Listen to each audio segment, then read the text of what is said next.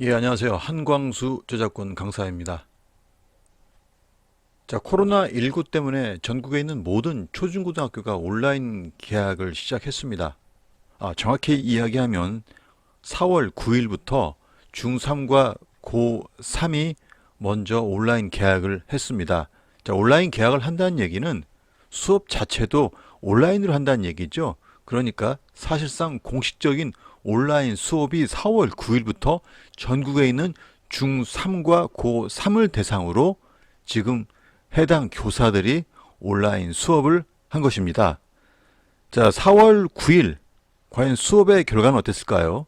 다행히도 대부분의 학생들이 정상적으로 온라인 수업에 출석함으로써 예상했던 문제는 그리 많지 않았던 것 같습니다. 정말 다행이에요. 선생님들 이거 준비하시느라고 얼마나 고생이 많으셨습니까? 자, 그런데 이제 앞으로 매일매일 이런 온라인 수업이 실시간으로 진행이 되거나 아니면 선생님이 미리 녹화해둔 영상을 다시 업로드해서 그 콘텐츠, 수업 콘텐츠 자료를 학생들과 함께 공유하면서 같이 활동하는 형태의 뭐 수업을 할 수도 있고요. 그 다음에 선생님들이 다시 한번 숙제, 과제를 내면서 그 학습에 대한 내용을 다시 점검하는 그리고 평가하는 그러한 시간을 가질 것 같습니다. 야, 이게 그동안 하지 않았던 스타일이야.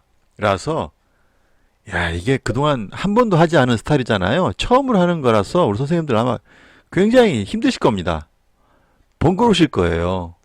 자, 온라인 수업을 선생님들이 하신다고 해서 기존에 하던 업무를 안 하는 게 아니잖아요. 기존의 업무를 하셔야 됩니다.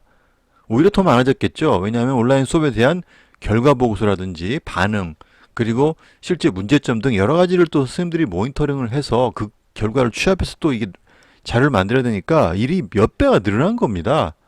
정말 아주 고생이 너무 많으세요. 하지만 이 또한 우리 선생님들이 또 감당해야 될 부분이 아니겠습니까? 자, 그런데 제가 저번 1편에서도 온라인 수업에 대한 저작권 영상 1편을 만들면서 말씀을 드렸었지만 진짜 중요한 것은 무엇이냐? 선생님들이 수업하는 이 내용의 자료, 이 자료가 과연 외부에 유출이 되지 않을까라고 하는 의심이 들 수밖에 없습니다. 왜 그럴까요? 이제 아무래도 이제 선생님들이 이 수업하는 내용을 학생들이 주로 이제 집에서 보겠죠.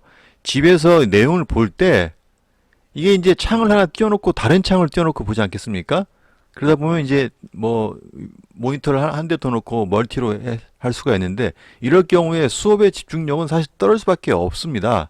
그동안 학생들이 사실 수업에 집중하지 못했던 그런 이유 중에 하나는 이제 교실에 있었기 때문에 힘드니까 갇힌 공간에 있다 보니까 그랬지만 이제 온라인 수업을 하게 되면 사실 선생님들이 걱정했던 학생들의 수업 태도에 대해서는 크게 걱정을 안 하셔도 되는 거 아닌가 싶은 생각이 듭니다.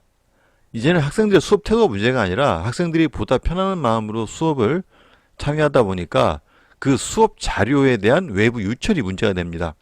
제가 앞서 말씀드린 것처럼 온라인 수업도 우리 저작권법 25조 2항에서 정한 규정에 따라서 수업에 필요한 공표된 저작물을 타인의 허락 없이 타인의 저작물을 수업에 사용할 경우 그 수업의 자료를 복제하거나 또한 배포할 수도 있고 그 자료를 전시할 수도 있고 그리고 그 자료를 다시 인터넷에 공중 송신할 수 있다고 했습니다. 공중 송신한다는 얘기는 실시간 방송도 가능하고 그 다음에 쌍방 서로 간에 인터랙티브한 스타일로 자신이 보고 싶어 하는 것을 VOD 개념으로 선택해서 볼 수 있다라는 거. 그 다음에 이제 디지털 음성 송신 등 이런 것들을 다 포함하는 거기 때문에 지금 온라인 수업이 바로 공중 송신에 해당이 되는 거예요. 그러니까 온라인 수업도 오프라인 수업과 똑같이 할 수 있다는 얘기입니다.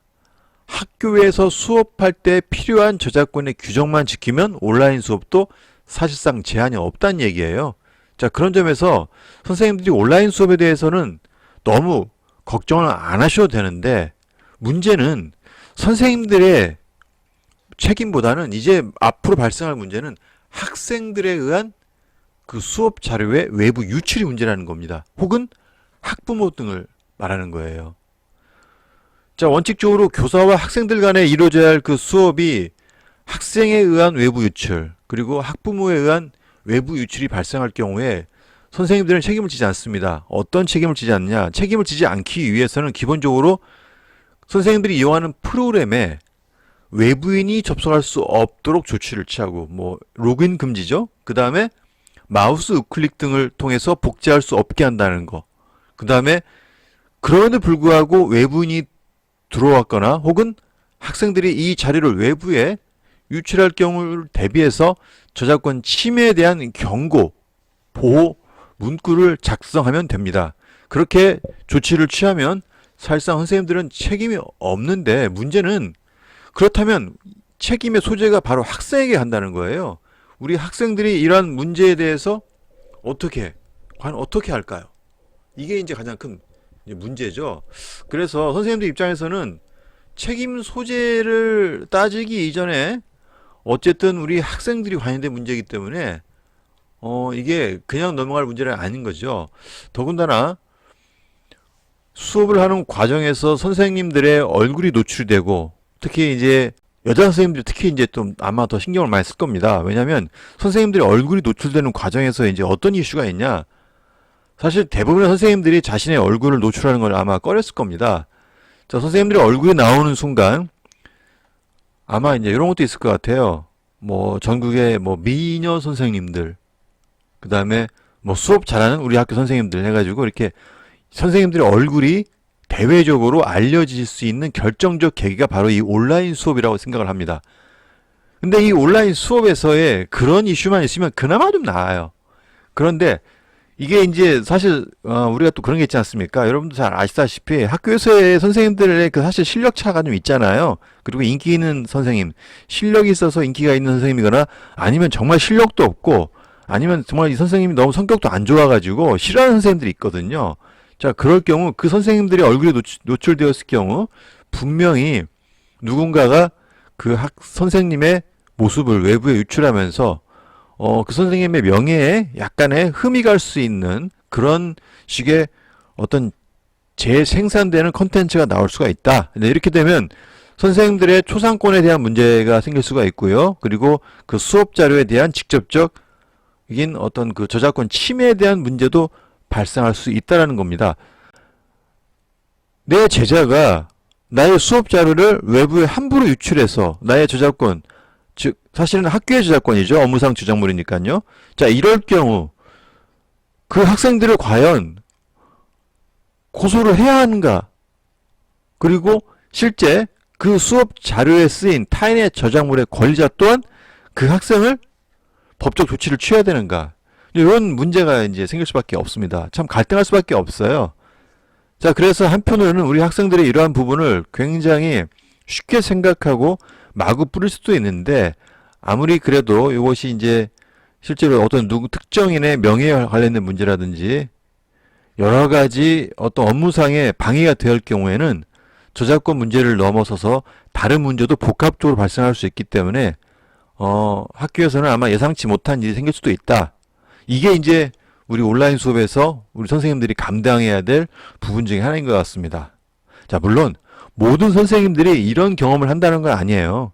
모든 선생님들이 이런 일을 당하는 건 아니고 어쩌다 한 번 정도 당할 수 있는 일입니다. 예, 어쩌다 한 번 정도. 하지만 수업이라고 하는 게 어쨌든 그동안 선생님들의 수업은 대외적으로 공개가 되지 않았지만 선생님들이 이번 기회로 외부에 활발하게 알려지는 기회가 되면서 사실상 모든 교사의 유튜버 교사가 될 수 있는 결정적 계기가 되어버렸습니다. 온라인 수업은 선생님들 스스로가 유튜버로서의 입문의 기회가 되어버렸다. 그래서 이 기회를 통해서 선생님들이 오히려 정말 우리 학교 선생님들 이 과목에 있어서는 최고의 선생님이다. 국어에서는 우리 학교가 최고, 영어에 있어서는 이 학교가 최고. 각각의 선생님들이 자신의 경쟁력을 뽐낼 수 있는 굉장히 중요한 기회를 맞이했다라고 볼 수도 있는 거예요. 그러니까 선생님들이 너무 두려운 마음만 가지고 이 온라인 수업을 준비하지 말고 한편으로는 오히려 더 담대하게 자신감 있게 이 수업을 맞이하는 것도 좋은 자세가 아닌가 생각이 됩니다. 자, 지금 이제 다음 주부터 초등학교 고학년과 중학교 1, 2학년 그리고 고등학교 1, 2학년이 같이 개학을 하죠. 자, 이렇게 온라인 수업이 점차적으로 확대되면서 이제 선생님들은 어쨌든 이제 세상에 선생님들을 알리게 되는, 공개적으로 선생님의 존재를 의도치 않게 알릴 수 있는 그런 기회가 됐습니다.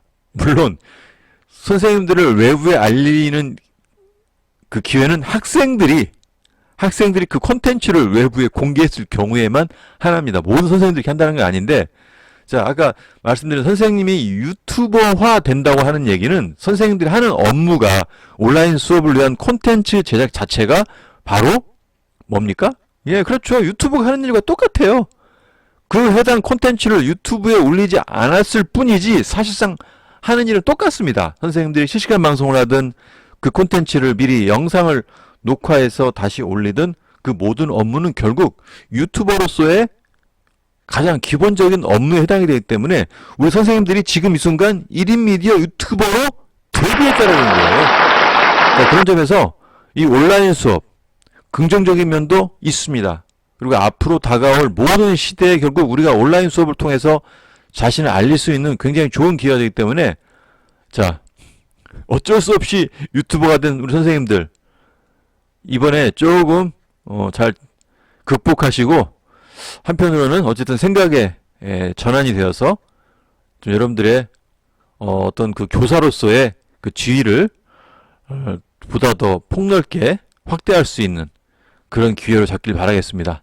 자, 유튜버로 본의 아니게 데뷔해야 되고, 그리고 유튜버로서의 업무를 하게 된 우리 전국에 계신 수많은 12,000개 고등학교, 12,000 초중고등학교 선생님들 화이팅 하시고, 저 또한 선생님들이 1인 미디어 유튜브뿐만 아니라 온라인 수업에 필요한 여러 가지 내용을 저도 직접 선생님들에게 도움을 드리고자 하겠습니다. 특히 이 온라인 수업의 저작권 분야에 대해서는 저 또한 계속 컨텐츠를 생산해내고 선생님들에게 도움을 줄 수 있도록 하겠습니다. 그리고 다음 주부터는 제가 이제 중학교에서도 이제 온라인 수업에 대한 교육을 하는데요.